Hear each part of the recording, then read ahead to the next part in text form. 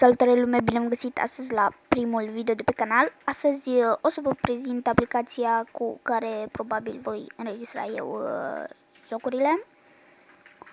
Aplicația este cu root, trebuie să vă băgați root. Dacă nu știți cum, scrieți pe YouTube cum să-ți bagi root pe telefon și vă arată la rezultate. Ok, această aplicație vă permite să filmați jocurile cu calitate înaltă, dar mie nu-mi...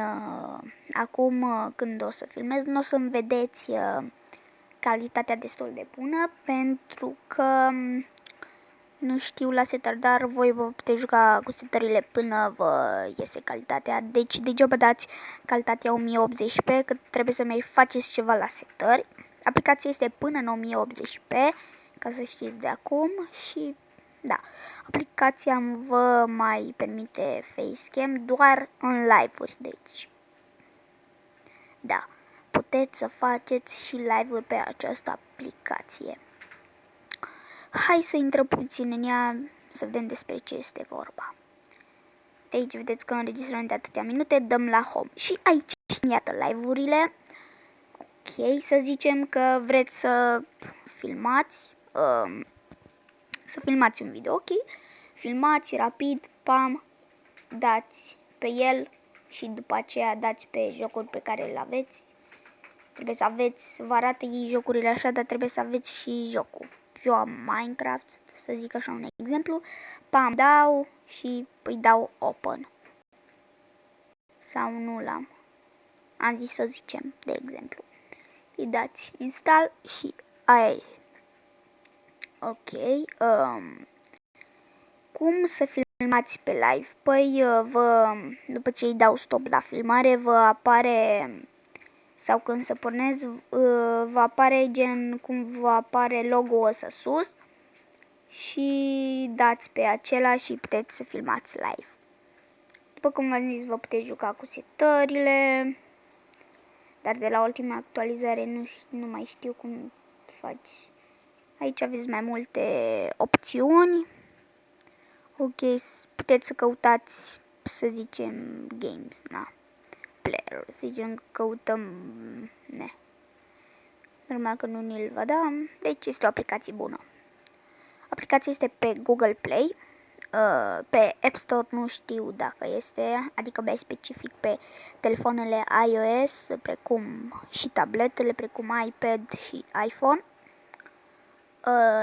Eu am un telefon Android și de aceea nu știu cum este pe App Store, adică dacă este, și n-am încercat.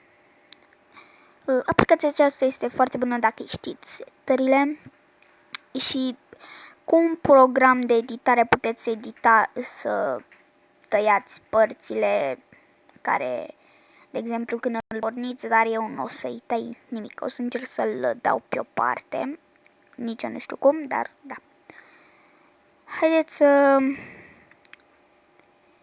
intrăm pe, să zic, Head Soccer.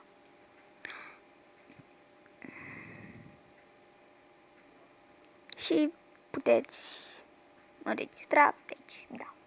Ieșim pentru că nu stau eu să-l downloadez.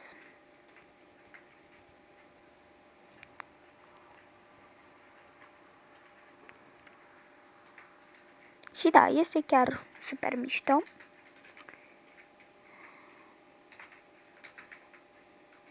Deci, da. Cam ăsta a fost video. Este o aplicație foarte bună, după cum v-am zis. Nu, înainte de a închide episodul, nu uitați să dați un like. Chiar mă ajută foarte mult. Să vă abonați. Contează foarte mult pentru mine toate aceste lucruri. Și să comentați dacă nu sunteți cu ceva neregulă. De fapt, dacă sunteți. Și cum asta a fost episodul, eu vă aștept data viitoare cu un nou episod. Și să-mi spuneți în comentarii ce tutoriale vreți, adică dacă nu știți. Și eu o să vă spun. Deci, cam atât a fost acest episod. Până data viitoare, vă zic bye bye.